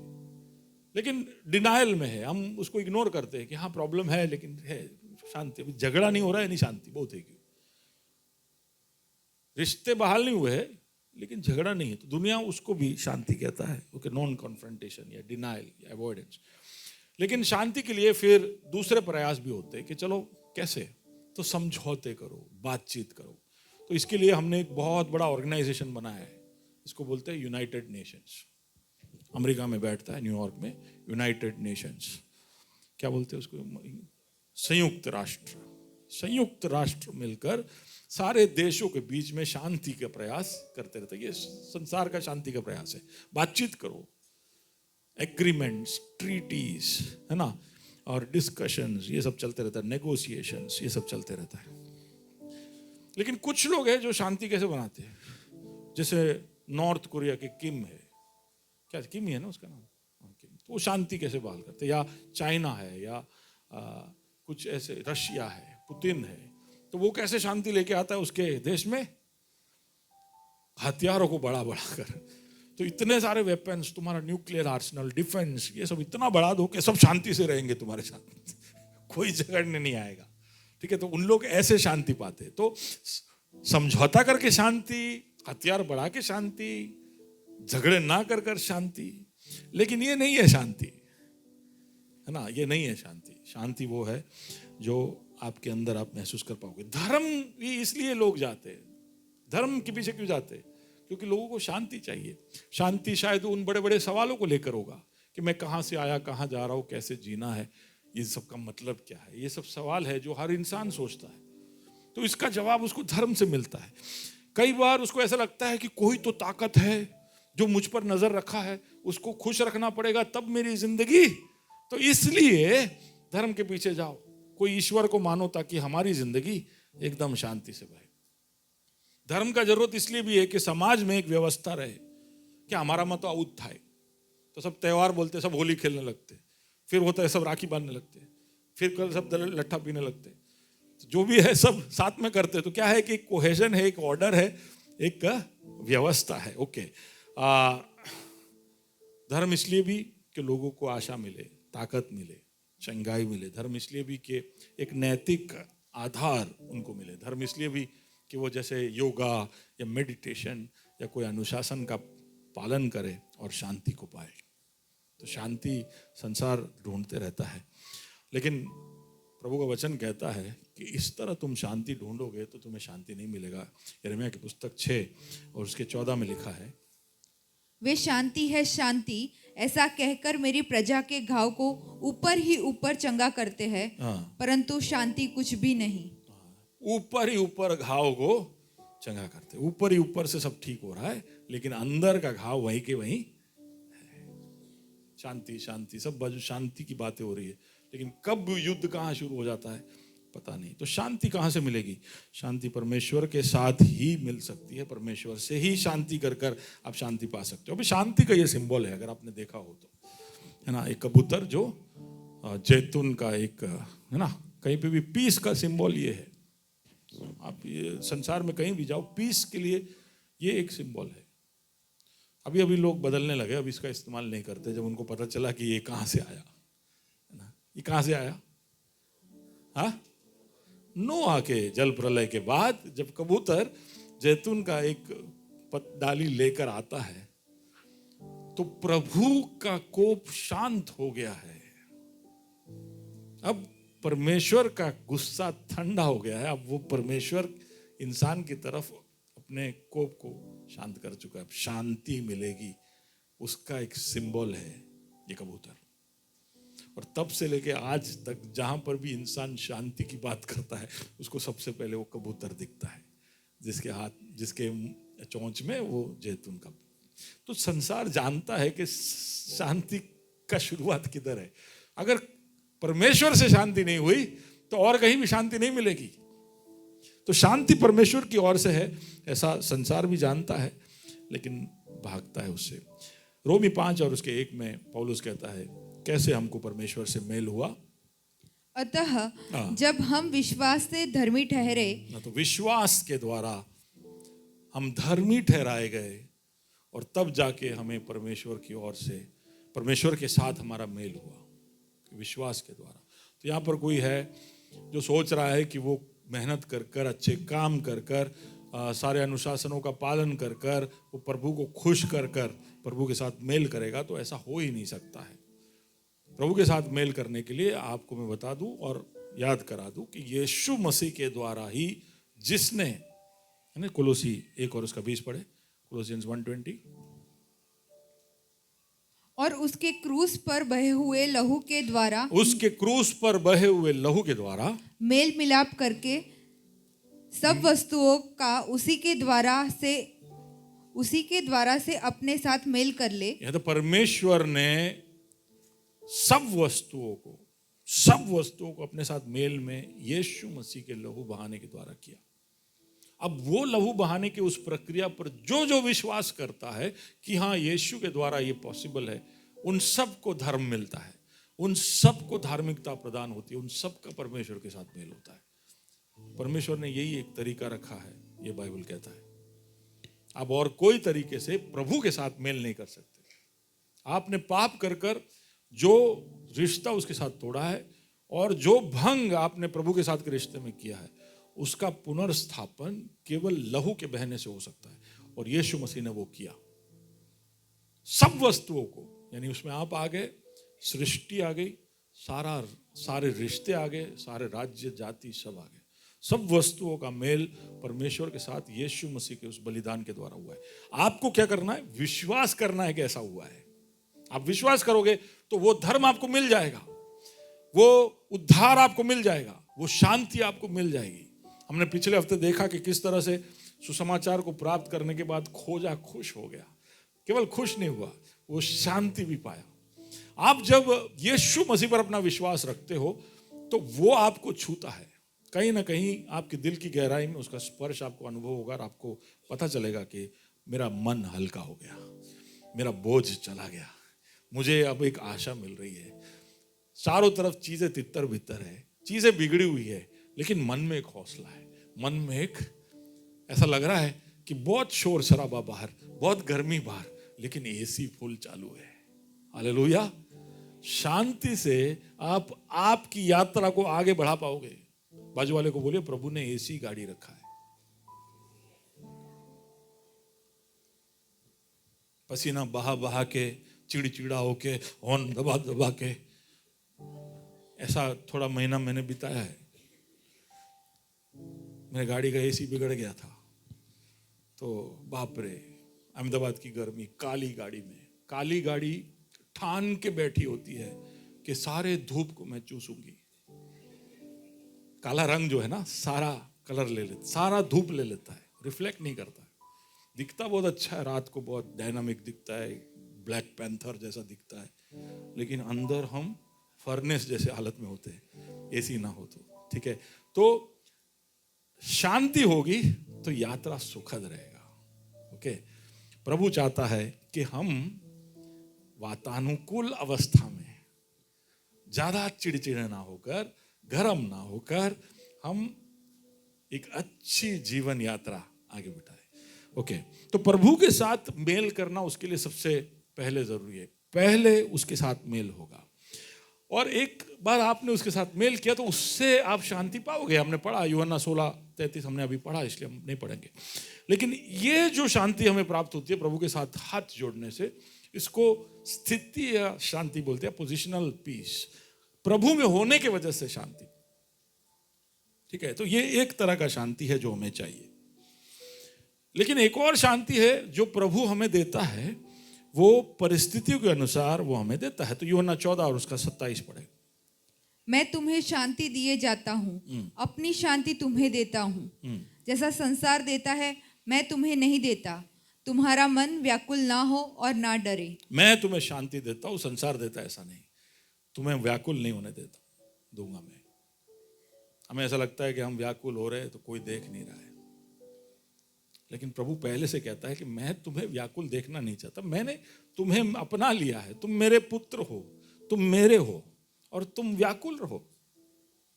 देखिए, हम ये सब अवस्थाओं का सामना इसलिए हमारे जीवन में करते हैं क्योंकि बार बार हम लगाम ले लेते हैं, प्रभु के हाथ से लगाम खींच लेते हैं और हम हमारे जिंदगी का नियंत्रण शुरू कर लेते हैं। लेकिन हम प्रभु को जब सौंपते हुए, प्रभु के अंदर से आने वाले हर प्रबंध को समझते हुए हम जब कदमों को आगे बढ़ेंगे तो प्रभु की ओर से शांति हमें मिलेगी। वो हमें व्याकुल होने नहीं देगा। और यही हम देखते हैं मत्ती 11 और उसके 28-29 में। हे सब परिश्रम करने वालों और बोझ से दबे हुए लोगों, मेरे पास आओ, मैं तुम्हें क्या दूंगा? विश्राम यानी शांति। शांति हुए विश्राम नहीं हो सकता है। रेस्ट, वो बोलता है अनंत काल में भी वो कहता है मेरे विश्राम में प्रवेश करो, मैं तुम्हें विश्राम दूंगा। I will give you rest. शांति होगी तो विश्राम होगा। जब पुनरुत्थान होता है उसके बाद यीशु जब अपने चेलों को मिलता है तो गौर करने जैसी बात है। शब्बात खत्म हो चुका था। शब्बात कौन सा दिन है? विश्राम का दिन है। शब्बात विश्राम का दिन है। प्रभु चाहता है कि हम 6 दिन जितने भी परेशानियां मोलना है मोल लो, लेकिन 7वें दिन तुम शांति से बैठो, आराम करो, विश्राम करो, क्योंकि उस आराम के अंदर ही आप एक दूसरे के साथ के रिश्ते और प्रभु की ओर से आई हुई आशीष और भलाई का लुत्फ और आनंद ले सकते हो। तो विश्राम उसने प्रणाली के अंदर रखा है। शांति के लिए जगह बनाओ, आनंद के लिए जगह बनाओ। लेकिन शब्बात खत्म हो चुका था, उसके बाद पुनरुत्थान होता है। सैटरडे को शब्बात, अगले दिन पहला दिन, हफ्ते का पहला दिन, रविवार के दिन सुबह उसका पुनरुत्थान होता है। ठीक है, अब वो शब्बात नहीं है, विश्राम का दिन नहीं है। शांति को लेकर कोई बात वहां होनी नहीं है, लेकिन आप देखोगे 3 बार, है ना, यूहन्ना 20 और उसका 19। उसी दिन जो सप्ताह का पहला दिन था, संध्या के समय जब वहां के द्वार जहां चेले थे यहूदियों के डर के मारे बंद थे, तब यीशु आया और उनके बीच में खड़ा होकर उसने कहा, पहला चीज जो बोला सुनिए, तुम्हें शांति मिले। तुम्हें क्या मिले? तुम्हें अनंत जीवन मिले। तुम्हें मुर्दों में से मैं जी उठाऊं तो जो पराक्रम अब मेरे पास है वो मिले। ऐसा सब नहीं बोला। तुम्हें, चलो एक बार तो बोला, तुम्हें शालोम मिले। वो बोलता है शालोम, शालोम। ओके, फिर 2 आयत के बाद यीशु ने फिर उनसे कहा, हाँ, तुम्हें शांति मिले। जैसे पिता ने फिर कहता है शालोम। फिर 26 में देखिए, 8 दिन के बाद उसके चेले फिर घर के भीतर थे और थोमा उनके साथ था हाँ। और द्वार बंद थे। तब यीशु आया और उनके बीच में खड़े होकर कहा, तुम्हें शांति मिले। 8 दिन के बाद आप सोचना, वापस शायद एक रविवार का दिन था, बोले शालोम।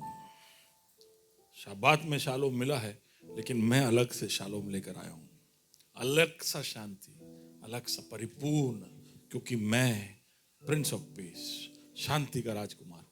सच में शांति बहाल करूंगा।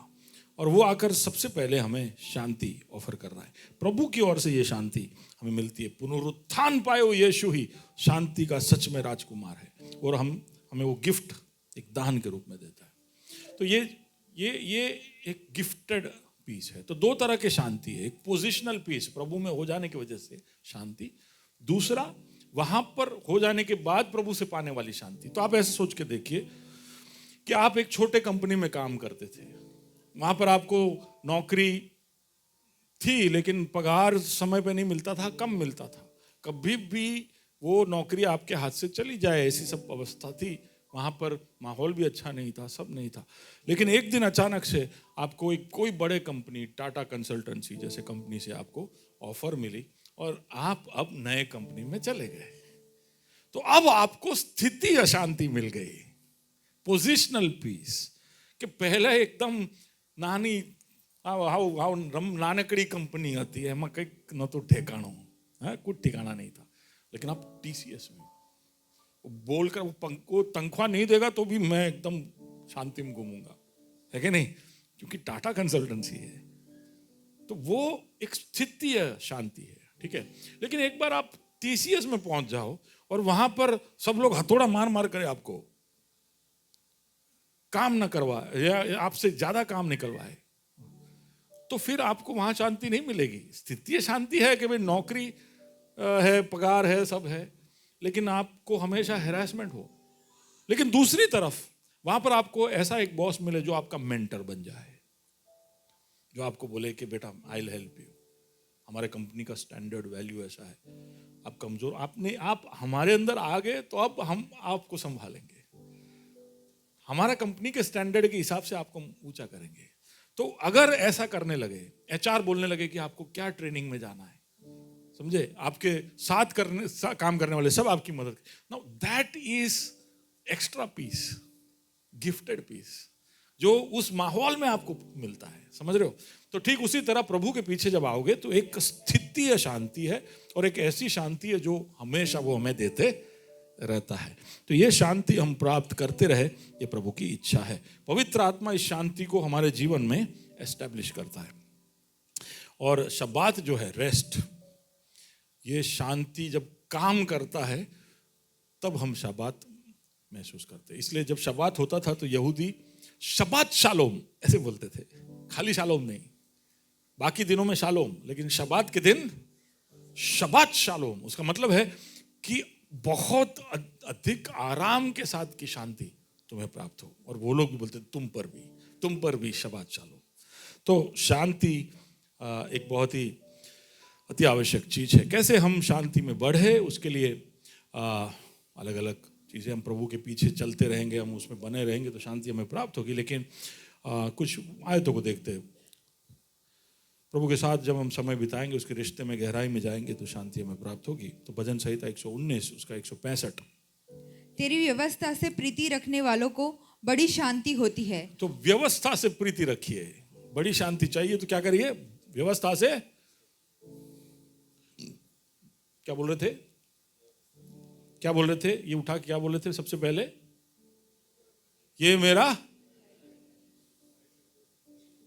मेरा बाइबल है, ये प्रभु का प्रेरित वचन है जो हफ्ते में एक बार मैं पढ़ता हूं। नहीं, तो फिर आप बोल सकते हो आपको व्यवस्था से प्रीति है। आप इसकी तरफ जब मजबूरी आए तब मुड़ते हो, तकलीफ में आए तब मुड़ते हो। पूरे हफ्ते इसमें से आपको कुछ पढ़ने देखने के लिए है नहीं। पर व्यवस्था से जो प्रीति रखता है, इसमें बताई हुई बातों की और जब तुम प्यार, सिर्फ श्रद्धा नहीं, प्यार, प्रीति, I love the Lord, I love the Lord, ये मेरे लिए बोझ नहीं है। बच्चे हम थे तब पापा बोलते चलो बाइबल पढ़ो, दांत पीसते थे यार, आप पप्पा ने सीरियल अजी पति नहीं, है ना, अभी अभी है, थोड़ा 10 मिनट और पापा, 10 मिनट और। कितने लोगों ने ऐसा किया है कि 5 मिनट और, 10 मिनट और, पापा अभी नहीं, बोझ है। कहीं ना कहीं बड़े होने के बाद भी इस तरह ही हम कंटिन्यू करते हैं। हाँ, लेकिन तेरी व्यवस्था से जो प्रीति रखता है उसे क्या मिलती है? शांति, उसे शांति मिलती है। ओके, फिलिपी 4 उसका 6-7। किसी भी बात की चिंता मत करो, परंतु हर एक बात में तुम्हारे निवेदन, चिंता शांति को उड़ाता है। चिंता मत करो, हर एक बात में क्या करो? तुम्हारे निवेदन, प्रार्थना और विनती के द्वारा धन्यवाद के साथ परमेश्वर के सम्मुख उपस्थित किए जाए, तब तुम्हें शांति प्राप्त होगी। तो प्रार्थना करो। जब तुम अशांत हो जाते हो तो थोड़ी देर बैठो प्रभु के सम्मुख, बात करो उससे, आपकी याचनाएं उसके सामने रखो, लेकिन धन्यवाद के साथ, कुड़कुड़ाते नहीं, धन्यवाद के साथ, क्योंकि प्रभु जानता है आपकी परिस्थिति क्या है। आप कुड़कुड़ा कर क्या साबित कर रहे हो कि प्रभु तूने जो मेरे जीवन में किया ना वो मुझे मैं सहमत नहीं हूं उससे, लेकिन अब मैं और कहां जाऊं, इसलिए पिटीशन तेरे सामने रख रहा हूं। तो आप प्रभु के तरफ आपको शक हो रहा है ना, लेकिन आप धन्यवाद के साथ जब प्रार्थना रखोगे तो प्रभु आपकी सुनेगा। ओके, आइज़िया 26:3 शायद पढ़ा था, just we read that, so we will not read that. Romans 5 chapter, उसका वर्स 1 हमने पढ़ा, लेकिन वर्स 3-5। केवल यही नहीं वरन हम क्लेशों में भी घमंड करें। हाँ, क्लेशों में घमंड करना सीख जाओगे तो हमने प्रभु से मेल किया कर वो शुरू करता है, लेकिन हम क्लेशों में भी घमंड करेंगे तो प्रभु के साथ के रिश्ते की गहराई में जाएंगे और वहां पर एक अद्भुत शांति पाएंगे। प्रभु जब हमारे ऊपर उपद्रव भेजता है, तकलीफ आने देता है, तो एक अद्भुत शांति भी कहीं ना कहीं वो हमारे उस पैकेज में भेजता है जिसको हमें ढूंढने की जरूरत है। तो अय्यूब जो था उस अद्भुत शांति को पकड़े, उसकी उस परीक्षा के अंदर बैठा रहा, तब जाकर उसने जय पाया। ओके,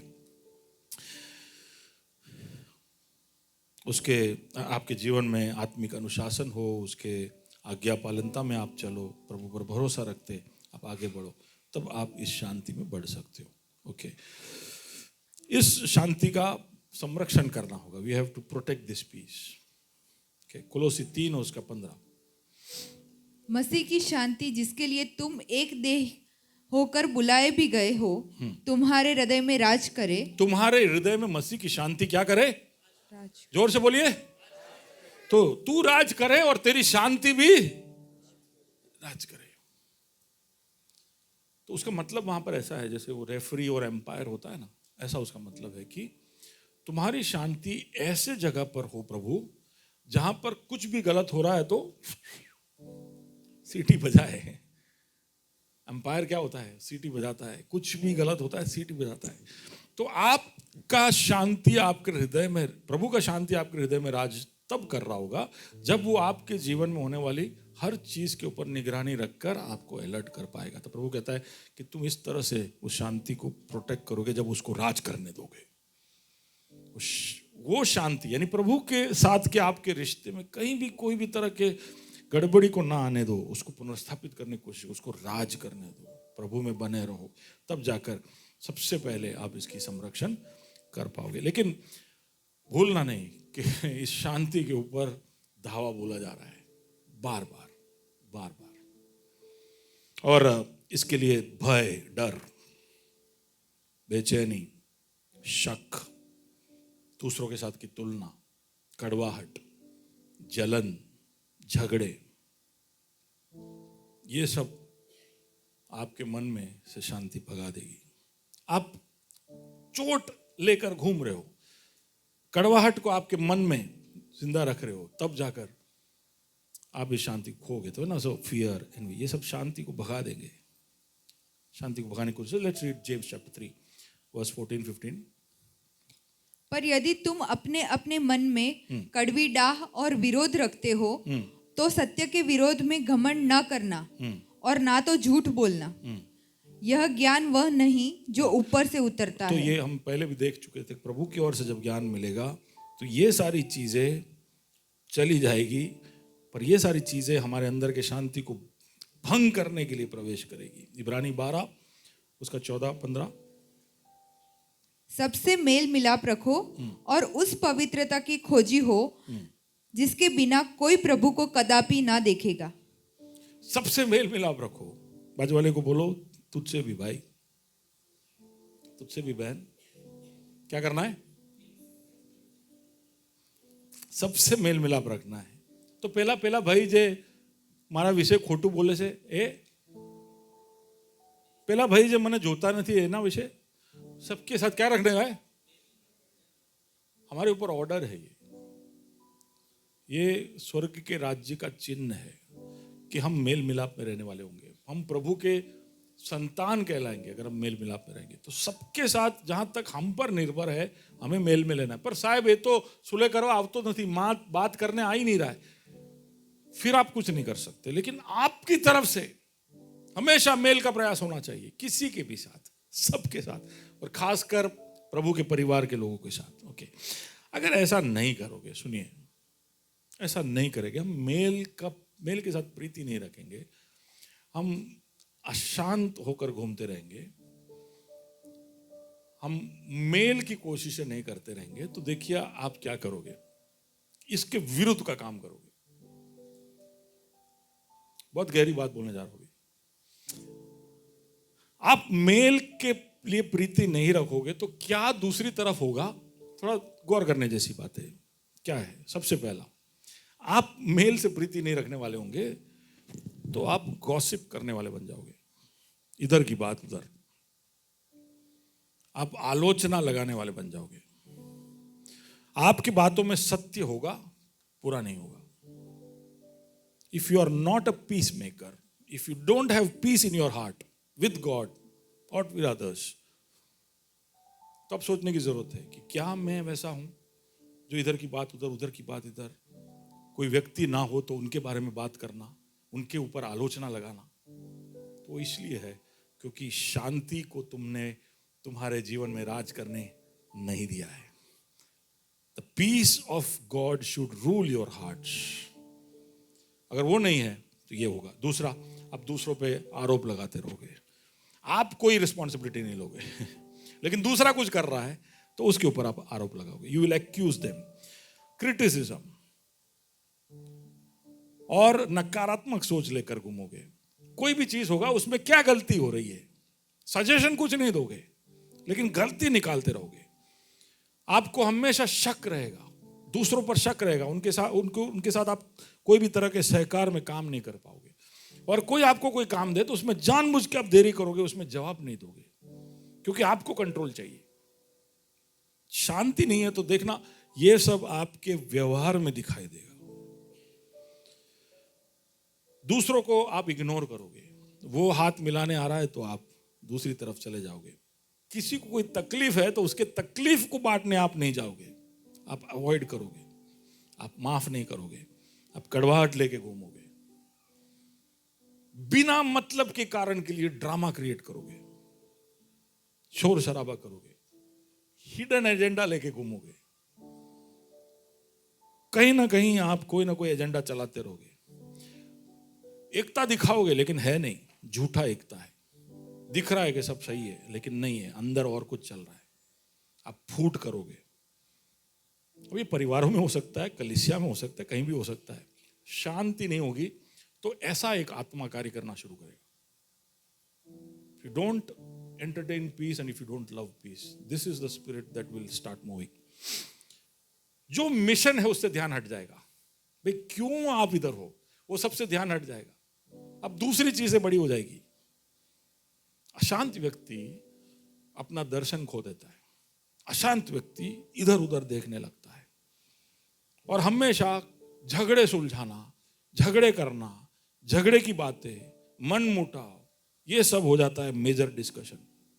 लोगों का पूरा ताकत इसमें निकल जाता है, लोगों का पूरा समय इसमें चला जाता है। मेल कराने के प्रयास में पास्टर लोग फंसे रहते हैं, लीडर्स फंसे रहते हैं। लोग अशांत हो तो लीडरशिप को भी आदर नहीं करते। कोई भी तरह का लीडर हो, मन में अशांति होगी तो आप ऑफिस में भी आपके बॉस का आदर नहीं करोगे। आप हर चीज पर सवाल उठाओगे, उसके हर चीज में आप शंका व्यतीत करोगे। क्यों? क्योंकि आपका मन अशांत है। आराधना कर रहे होंगे, कोई खुशी नहीं, कोई खुशी नहीं। आनंद के गीत गा रहे होंगे लेकिन कोई खुशी नहीं। क्यों? क्योंकि मन में शांति नहीं है। आपको सिर्फ फूट दिख रहा है, सिर्फ गलतियां दिख रही है, सिर्फ शंका हो रही है, हमेशा संशय में आप पड़े रहते हो। आपको दूसरों का भूल दिखता है और कोई अनुकंपा नहीं। No compassion. हमेशा दूसरों को जज करते रहना, दूसरों को अकेला कर देना। This is sad, this is sad. अगर ऐसा हो रहा है तो जज योरसेल्फ। शैतान नहीं चाहता कि हमारे बीच में अंदर अंदर शांति का माहौल हो, हमारे अंदर, हमारे मनों में शांति बनी रहे। और वो हमेशा उसको अटैक करेगा। प्रभु एक दिन लेकर आएगा जब शैतान को पूरे इक्वेशन से हटाएगा, लेकिन उस बीच तक, उस समय तक शांति को बहाल करने का जिम्मेदारी हमारे ऊपर है। मरकुस उसका 4, उसका 35 से 41 में एक घटना है। यीशु और उसके चेले एक नाव में बैठकर एक किनारे से दूसरे किनारे की ओर जा रहे हैं और बीच में एक तूफान आता है। इतना भयंकर तूफान कि पानी जो है वो जहाज के अंदर आ जाता है और जहाज डूबने जैसा हो जाता है। हम कैसे मान सकते हैं कि ऐसा है? क्योंकि उसमें बैठे हुए लोग मछुआरे थे। वो दिन रात इस पानी में नाव चलाने वाले लोग थे। तो अगर वो डर गए तो उसका मतलब है कि सच में भयंकर था वो तूफान। पानी के थोड़े बहुत जहाज में आने से अगर वो डर गए, तुम पढ़ते चलो, let's read that. Mark chapter 4 verse 35-41। उसी दिन जब सांझ हुई तो उसने चेलों से कहा, हाँ। आओ हम पार चले। और वे भीड़ को छोड़कर जैसा वह था वैसा ही उस नाव पर साथ ले चले और उसके साथ और भी नावें थी। तब बड़ी आंधी आई और लहरें नाव पर यहाँ तक लगी कि वह पानी से भरी जाती थी। पर वह आप पिछले भाग में गद्दी पर सो रहा था। आप क्या कर रहा था? ध्यान से पढ़ो, जियो फोम लिखा उधर।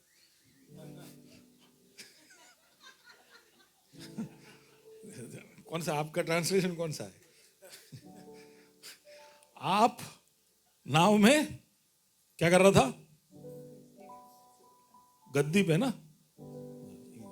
सबसे मैं पहली बार जब ध्यान से पढ़ा था, मैं टीनेजर था तो मैं बहुत खुश हो गया था।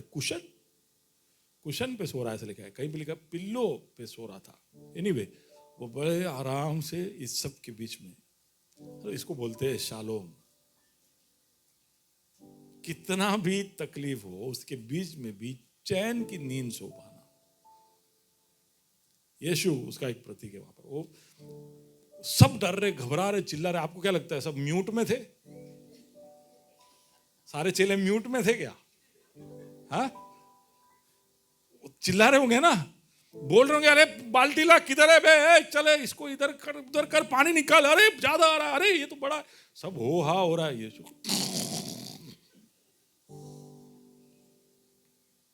is snoring, is sleeping। ठीक है, फिर क्या हो रहा है? They knew the danger। हाँ, फिर आगे। तब उन्होंने उसे जगाकर उससे कहा, हे गुरु, क्या तुझे चिंता नहीं कि हम नष्ट हुए जाते हैं?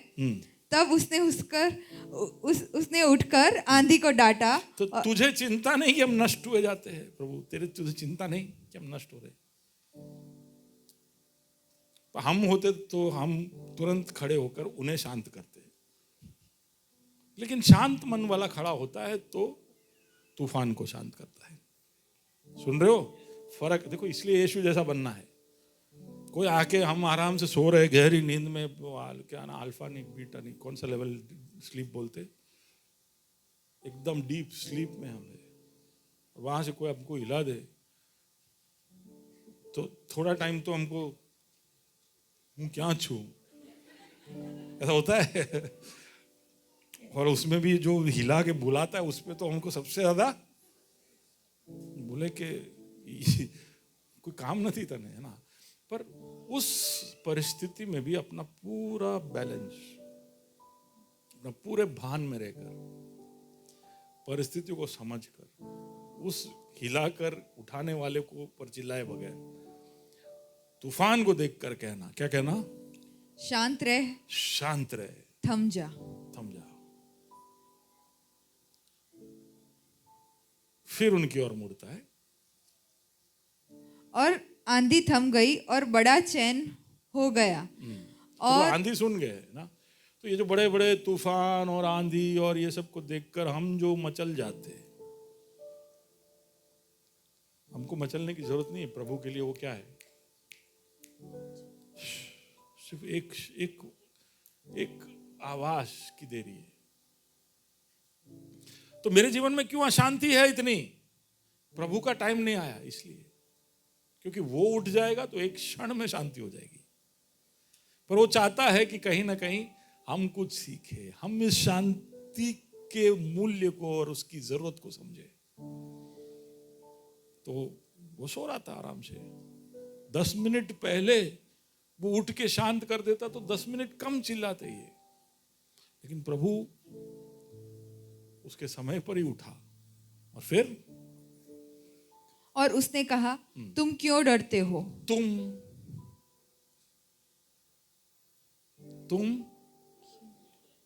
क्यों डरते हो,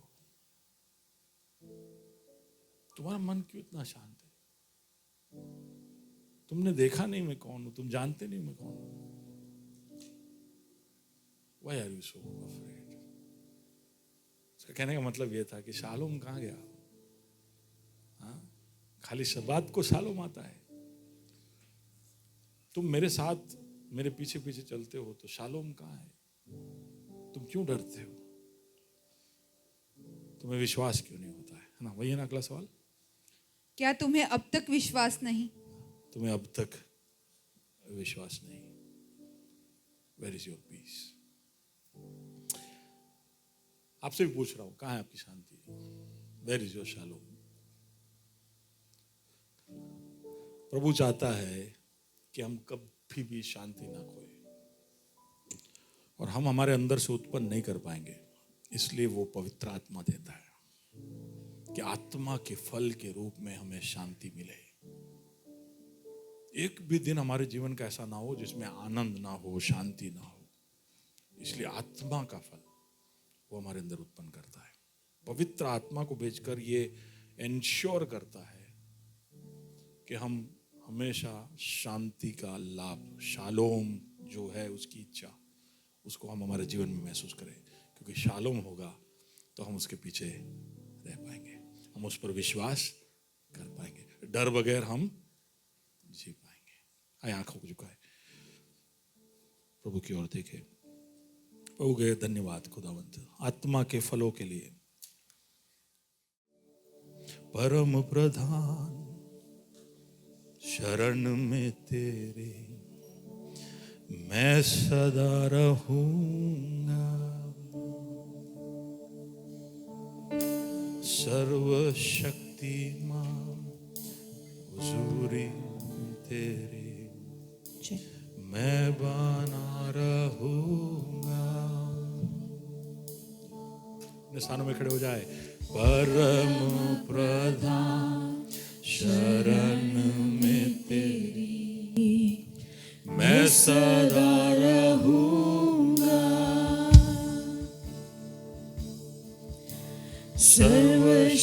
सर्वशक्तिमान छाया में तेरी मैं बना रहूंगा।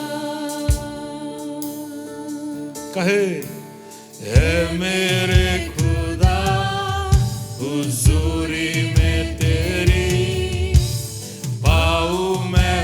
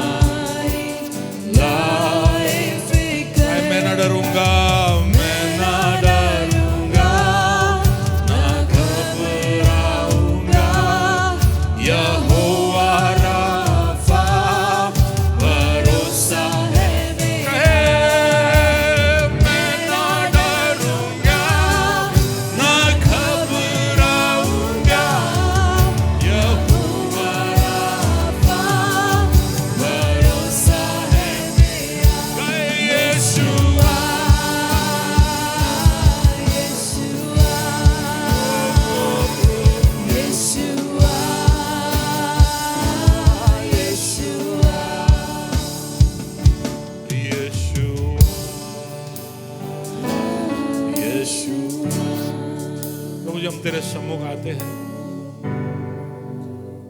यहाँ आए हुए सबको तेरे हाथों में सौंपता हूँ खुदावंत। किस तरह के परिस्थितियों में से वो गुजर रहे हैं मैं नहीं जानता, लेकिन तू जानता है खुदा। हम सबके जीवनों में अलग अलग तरह के तूफान, अलग अलग तरह की परीक्षाएं, अलग अलग तरह की चुनौतियां निरंतर आती रहती है। एक घने बादल की तरह हमारे प्रभु जी दिनों को बिगाड़ने के लिए अलग अलग परिस्थितियां जब आती है, तो प्रभु जी तूने हमारे मन और दिल के अंदर शालोम दिया है, इसलिए धन्यवाद। कैसे परिस्थितियों में भी हम हमारे शांति को ना खोए। तेरी ओर से वो दान हमें मिला है खुदा। मैं तुम्हें ऐसी शांति देता हूं जो दुनिया नहीं दे सकती। मुझे शांति तू चाहता है कि हम पाए, ताकि बाकी सारे भलाइयों का हम आनंद ले सके खुदा। तेरी ओर से आने वाली सारी आशीषें इस शालोम के ऊपर निर्भर है। सारा आनंद, सारा प्रेम, सारी आज्ञा पालनता प्रभु जी हमारे तेरे पीछे आने के हर हर हर पहलू में शालोम की जरूरत है खुदा। ये शालोम है जिस पर हम खड़े हैं, ये शालोम है जो हमें आगे बढ़ाता है। और कई बार ये शालोम को हम पूरी तरह समझ नहीं पाते, उसको समा नहीं पाते। हम में शायद ऐसे लोग हो इस शालोम के ना होने की वजह से तितर बितर हुए हो, इधर उधर भाग रहे हो। प्रभु जी हम शायद समझ भी नहीं रहे कि हम क्या कर रहे हैं, लेकिन तेरा शालोम हमारे बीच में आए। हालेलुया। तेरे उस शालोम को जो पुनरुत्थान के बाद तूने तेरे चेलों पर बोला कि peace be unto you, peace be unto you. अशांत करने के लिए शैतान जब हर तरह के वार करता है, और वो करते रहेगा, हमारे अंदर पवित्र आत्मा के द्वारा उस फल, उस शांति के फल को उत्पन्न कर खुदा, ताकि हम तुझ में स्थिर रह सके, तुझ में आगे बढ़ते जाए खुदा। तेरी ओर से इस शांति के ऊपर हम सुरक्षा बोलते हैं। हम हमेशा हिम्मत से आगे बढ़ते रहेंगे, कदमों को आगे बढ़ाते रहेंगे, क्योंकि तेरी शांति हमें बनाए रखेगी। Keep us strong. Hallelujah, hallelujah. O Jesus.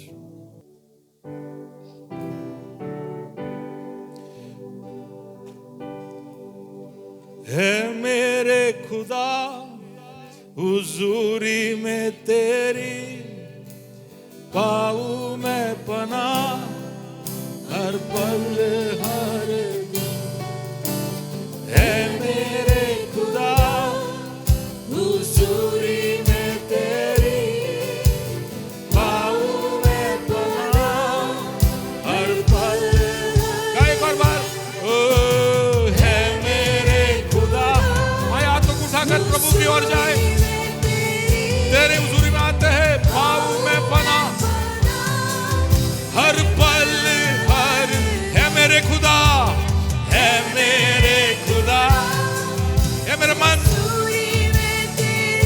खुदा के हुजूरी में पहुंच, वहां पर तू पनाह पा हर पल। है मेरे खुदा, है मेरे खुदा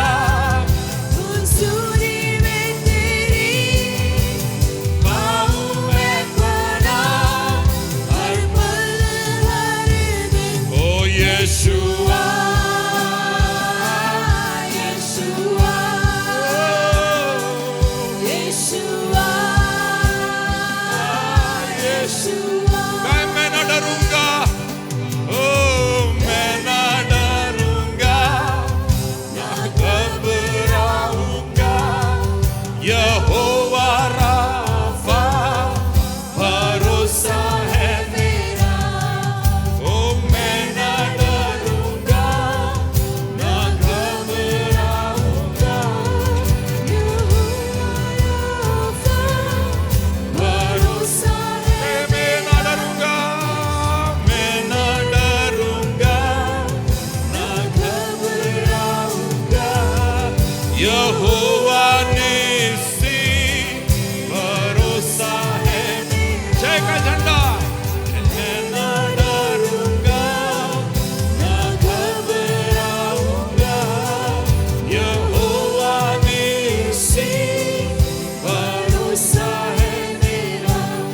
यीशुआ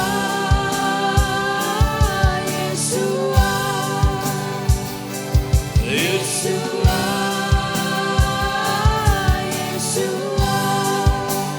ओ अब नहीं मैं बंदी डर का हूँ संतान खुदा बंद का अब नहीं मैं बंदी डर का हूँ संतान खुदा का सुधी वो मेरी लेता है पुकारूं तो मेरी सुनता है सुधी वो मेरी लेता है सुधी वो मेरी लेता है पुकारूं तो मेरी सुनता है और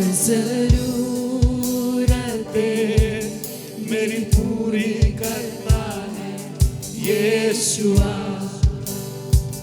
वंदन तेरा सुधी वो मेरी लेता है पुकारूं तो मेरी सुनता है और जरूरतें मेरी पूरी करता है यीशुआ वंदन तेरा मैं ना डरूंगा मैं ना डरूंगा ना घबराऊंगा यहोवा राफा भरोसा है मेरा ओ मैं ना डरूंगा यहोवा निसी घबराऊंगा यहोवा निसी भरोसा है मेरा यीशुआ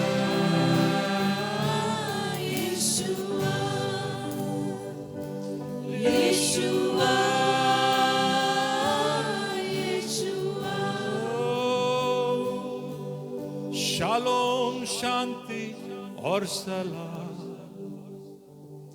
हम लाए हैं आपके नाम शालोम शांति और सलाम ये है यीशु का पैगाम धन्यवाद खुदा तू हमारा खुदा है तेरा ये पैगाम हम स्वीकार करते खुदा हर वो क्षण हर वो पल हर वो दिन जो हमने अशांति में खोया है बेचैनी व्याकुलता और चिंताओं में बताया है ये भूलकर कि तेरी ओर से शांति का प्रावधान पहले से ही है स्थिति अशांति है उसके अलावा अद्भुत शांति जो दुनिया नहीं दे सकती तो हमें दे चुका है कई बार बटोर नहीं पाते हैं हम समझ नहीं पाते हैं हम भटकते रहते हैं हम कोशिशें हमारी करती रहते खुदा लेकिन तेरे शांति के उस सागर से आकर प्रभु जी उस शालोम को प्राप्त करते हुए खुदा तेरी ओर से आने वाली हर आशीष और भलाई का पूरा पूरा आनंद लेते हुए तेरे बुलाहट के अनुसार हम आगे बढ़ते जाए तेरे उद्देश्य को हमारे जीवनों में पूरा करते जाए हम मेल करने वाले बनते जाए खुदावंद हम राजदूत हैं मेल के तो प्रभु जी हमारे अंदर ये मेल झलके हमारे जीवन के हर परिस्थिति में झलके हमारी परिस्थितियों की वजह से हो लोगों की वजह से हो परेशानी बीमारियों की वजह से हो लेकिन हम अशांत नहीं होंगे हम शालोम कभी नहीं खोएंगे क्योंकि यहोवा हमारा राफा और निसी है मैं नहीं डरूंगा खुदा हम अपने आप को तेरे हवाले करते हैं तूने हमको शांत किया है इसलिए धन्यवाद उस अद्भुत विश्राम और शांति में प्रवेश करने के लिए तो हमको तैयार करना जब रोना नहीं होगा जब कभी भी कोई भी दुख नहीं होगा कोई भी बेचैनी चिंता हमें कभी अनंत काल तक नहीं होगी उस दिन के लिए तो हमको तैयार कर सबको तेरे हाथों में सौंपते हैं महिमा तुझे देते हुए यीशु मसीह के नाम से इस दुआ को मांगते हैं